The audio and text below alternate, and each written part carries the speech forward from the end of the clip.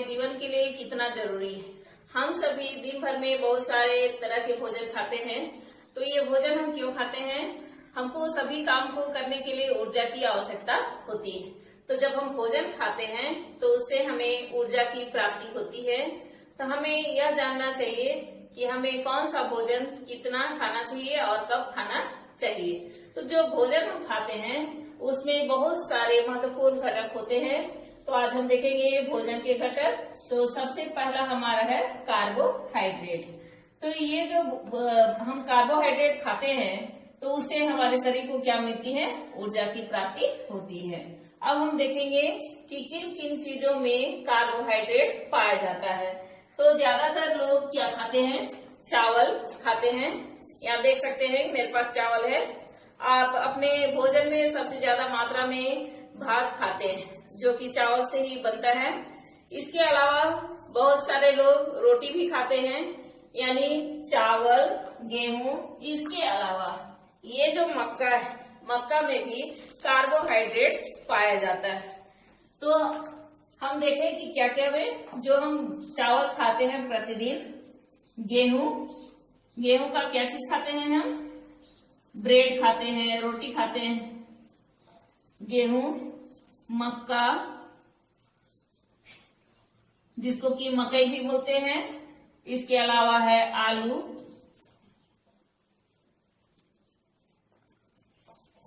और किस चीज में कार्बोहाइड्रेट पाया जाएगा?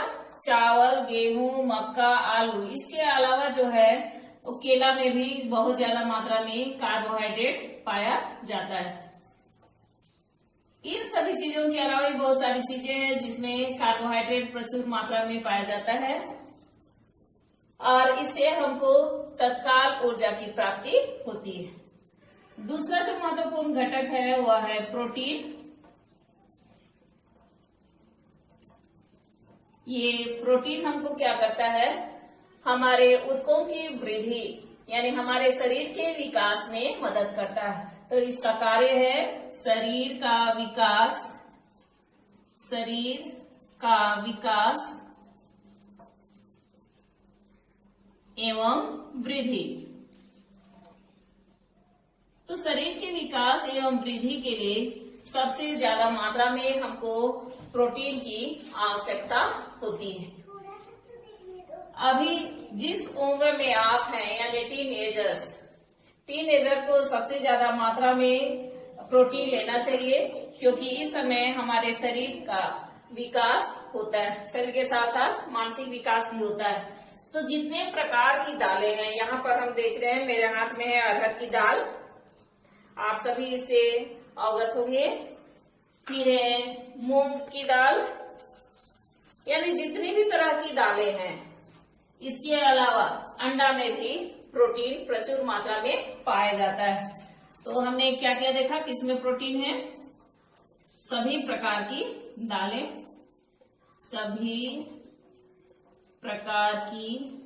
दालें, जैसे कौन कौन सी दालें हम खाते हैं? अरहर।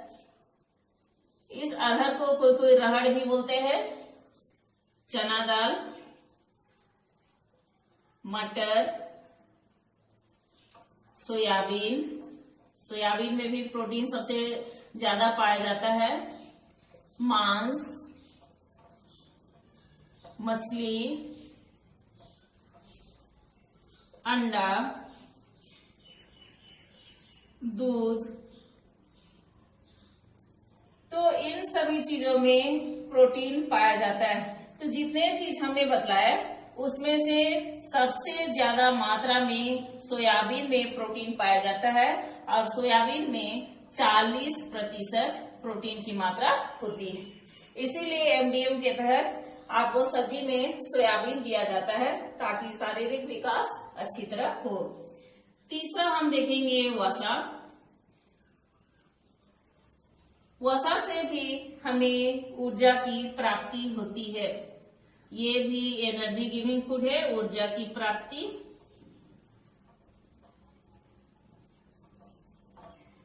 तो सब्जी बनाने में या पूरी तलने में किस चीज का प्रयोग करते हो? घी का, तेल का प्रयोग। ये जो घी तेल है उसमें क्या मिलता है, वसा पाया जाता है। घी, तेल, मक्खन, इसके अलावा भी बहुत सारी चीजें हैं जिसमें वसा प्रचुर मात्रा में पाया जाता है। अगर हम परीक्षण करना चाहें कि किसी भी चीज के बीज में वसा है कि नहीं, तो हम क्या करेंगे, जैसे सरसों का बीज हम ले लेंगे और उसको 2 कागज के बीच में इस तरह से प्रेस करेंगे तो कागज में तेल के धब्बे आ जाएंगे, तो हम जानेंगे कि उसमें क्या है, वसा है। तो यहाँ आप देख रहे हैं कि कार्बोहाइड्रेट खाने से भी हमें ऊर्जा की प्राप्ति होती है और वसा से भी ऊर्जा की प्राप्ति होती है। तो आखिर इसका नाम कार्बोहाइड्रेट, इसका नाम वसा क्यों हुआ? तो हम इसमें डिफरेंस ये है कि कार्बोहाइड्रेट लेने से हमें तुरंत ही ऊर्जा की प्राप्ति होती है, जैसे ही हम खाते हैं वैसे ही ऊर्जा प्राप्त हो जाता है और हमारे भोजन में पर्याप्त मात्रा में कार्बोहाइड्रेट होता है। जबकि वसा से काफी प्रोसेस होने के बाद में हमको ऊर्जा की प्राप्ति होती है, यानी कठिनाई से हमें ऊर्जा की प्राप्ति होती है। और वसा की मात्रा बहुत ही कम लेनी चाहिए। प्रत्येक व्यक्ति को दिन भर में मात्र 10 ग्राम वसा लेना चाहिए, और नहीं तो क्या होता है, मोटापा बढ़ता है, हमारे शरीर में कोलेस्ट्रॉल की मात्रा बढ़ जाती है और इससे हृदय आघात, जिसको कि हार्ट अटैक कहते हैं, ये सब प्रॉब्लम शुरू हो जाता है। इसके बाद अगला आता है खनिज, लवण और विटामिन। तो हम देखेंगे विटामिन,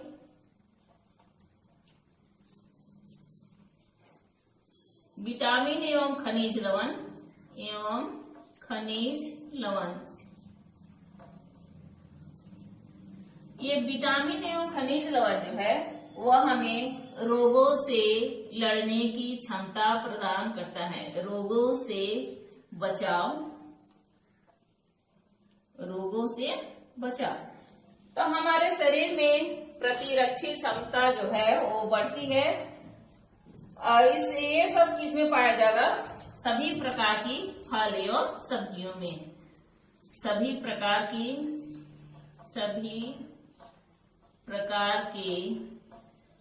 फल एवं सब्जियों में क्या पाया जाता है, खनिज, लवण एवं विटामिन। तो ये खनिज, लवण एवं विटामिन जो है वो क्या करेगा, हमको रोगों से बचाएगा। अभी कोरोना का जो संक्रामक माहौल है, घर घर सुनाई दे रहा है कि कोरोना फैल रहा है, तो उसका कोई बचाव नहीं है। हम क्या कर सकते हैं, अपना इम्यून सिस्टम, जो प्रतिरक्षा प्रणाली हमारे शरीर में, उसको मजबूत करना है। उसके लिए सबसे ज्यादा मात्रा में हमको क्या लेना है, विटामिन सी। तो मेरे पास ये नींबू है, आप देख रहे हैं कि नींबू स्वाद में खट्टा होता है, इसमें विटामिन सी प्रचुर मात्रा में पाई जाती है। तो आप जब भी पानी पिए क्या करें, एक नींबू निचोड़ लें, इससे आपके शरीर में जितना मात्रा में विटामिन सी चाहिए उतना मिल जाएगा। आप फिर टमाटर, आज के दिनों में बहुत ज्यादा मात्रा में टमाटर का उत्पादन होता है, तो टमाटर में भी विटामिन सी पाया जाता है। इसके अलावा आंवला, आपको जानकर हैरानी होगी कि आधा आंवला खाने से हमें हमारे शरीर को जितने विटामिन सी चाहिए उतना भरपूर मात्रा में मिल जाता है। संतरा में भी विटामिन सी होता है, तो आधा आंवला के बराबर है 4 संतरा और 4 संतरा के बराबर है 8 टमाटर। तो आपके पास टमाटर हो तो आप कितना खाएंगे, 8 टमाटर, ताकि उतना आपको विटामिन सी मिल जाए। और नहीं तो फिर आंवले का प्रयोग आप किसी भी रूप में कर सकते हैं, अचार के रूप में कर सकते हैं, मुरब्बे के रूप में कर सकते हैं, या तो फिर उसको सुखा करके प्रयोग कर सकते हैं। इसके अलावा जो हरी सब्जियां हमारे हाथ में है, भिंडी और पटल, और ये है कद्दू, इसके अलावा है खीरा। तो हरी सब्जियों से में भी बहुत ज्यादा मात्रा में क्या रहता है, खनिज लवण पाया जाता है। तो ये हमको क्या करना चाहिए, सब्जी बनाने के पहले सब्जी को अच्छी तरह से धो लेना चाहिए, ताकि उसमें जो कीटाणु नाशक रहते हैं, जो पेस्टिसाइड्स हम छिड़कते हैं खेतों में, वो हमारे शरीर में ना चले जाएं। और सब्जी काटने से पहले हमको अच्छी तरह से धोना चाहिए। इन 4 चीजों के अलावा जो सबसे महत्वपूर्ण चीज हमको चाहिए वो है रुक्षांश। तो अगला पॉइंट हमारा क्या है? रुक्षांश।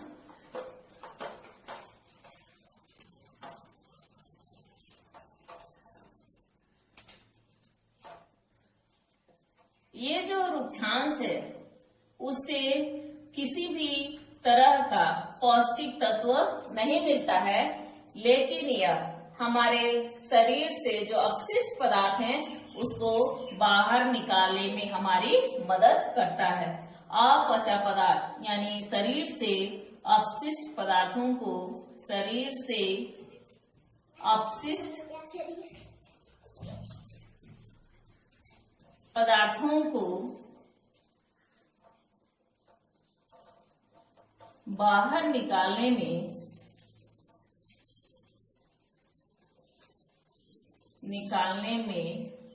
हमारी मदद करती है।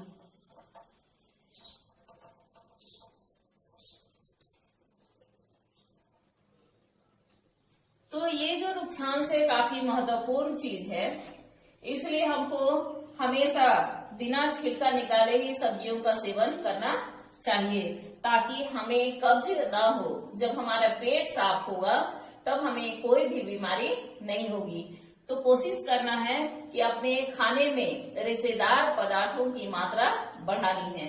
आप सलाद खाइए, अंकुरित अनाज खाइए, तो इससे शरीर में क्या जाएगा? रुक्षांश जाएगा। और रुक्षांश क्या करते हैं? ये पानी को सोखते हैं। पानी को लंबे समय तक सोखे रहते हैं तो हमारा पेट भरा भरा लगता है। अगला जो महत्वपूर्ण चीज है वो है जल। जल के बिना आदमी जिंदा नहीं रह सकता है। कुछ समय तक खाना न खाए तो जीवित रहा जा सकता है, लेकिन पानी के बिना हम जीवित नहीं रह सकते। तो जल क्या करता है? सभी पदार्थों को घोलने का काम करता है। जितने भी चीज हम खाए उसमें जो भी पोषक तत्व रहा वो किसमें घुलेगा? जल के द्वारा घुलेगा। और जल के द्वारा ही घुलित अवस्था में वो क्या करता है? हमारे शरीर में पोषक तत्वों की आपूर्ति करता है। हमारे शरीर के वजन का 70%, शरीर के वजन का यानी हमारे शरीर का जितना भार है 70% क्या है? जल होता है। और मात्र हमारे शरीर का 30% भाग ही ठोस है। यानी हमको अपने भोजन में पानी की मात्रा बढ़ानी है और जो खाद्य पदार्थ है उनकी मात्रा को कम रखनी है। यानी जितना भूख लगे उससे आप कम से कम खाएं। तो आज के लिए इतना ही। एक बार हम सारांश के तौर पे फिर से देखेंगे कि भोजन के घटक हमारे कौन कौन से थे। भोजन के घटक, तो भोजन का सबसे महत्वपूर्ण घटक क्या था? कार्बोहाइड्रेट। कार्बोहाइड्रेट क्या देता है? ये ऊर्जा देता है। दूसरा क्या है?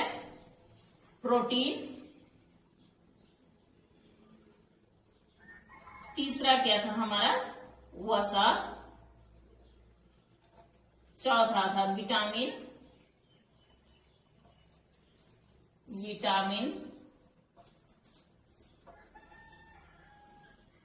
फिर है खनिज लवण।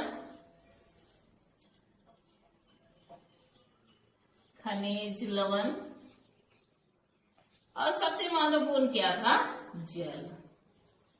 तो ये सब चीजें, इसके अलावा हमने और एक चीज देखा था। क्या देखा था? रुक्षांश, जो हमें पोषक तत्व तो प्रदान नहीं करता लेकिन हमारे शरीर को स्वस्थ रखने में महत्वपूर्ण भूमिका अदा करता है। तो कार्बोहाइड्रेट से हमें ऊर्जा प्राप्त होती है, वसा से भी ऊर्जा प्राप्त होती है, लेकिन बहुत मुश्किल से। और इसकी बहुत कम मात्रा हमको चाहिए। कार्बोहाइड्रेट की मात्रा ज्यादा चाहिए। प्रोटीन क्या करता है? प्रोटीन हमारे ऊतकों की टूट फूट की मरम्मत करता है। कोई चोट लग गया या हमारे शरीर का जो वृद्धि और विकास है, या तो शारीरिक विकास हो या मानसिक विकास हो, दोनों में प्रोटीन बहुत महत्वपूर्ण भूमिका अदा करता है। विटामिन क्या करता है? रोगों से बचाव करता है। खनिज लवण का भी वही काम है, यह भी हमारे शरीर प्रणाली को मजबूत करता है और रोगों से लड़ने की क्षमता हमें प्रदान करता है। जल क्या करता है, इन सभी चीजों में जो पोषक तत्व है उसको घुलित अवस्था में यानी घोल करके हमारे शरीर में उसको अवशोषित होने में मदद करता है। और उच्छ्वास क्या करता है कि भोजन के पचने के बाद जो अपशिष्ट पदार्थ है उसको अच्छी तरह से निष्कासन में मदद करता है। तो मेरे ख्याल से आप सभी को समझ में आ गया होगा। तो अपने भोजन में अगर आप स्वस्थ रहना चाहते हैं तो अपने भोजन में केसरिया, हरा और सफेद रंग को शामिल करें, जिसको क्या कहा गया है, तिरंगा। तो अगर ये 3 रंग हमारे भोजन में शामिल हो तो हमें किसी भी प्रकार की कोई बीमारी नहीं होगी। धन्यवाद।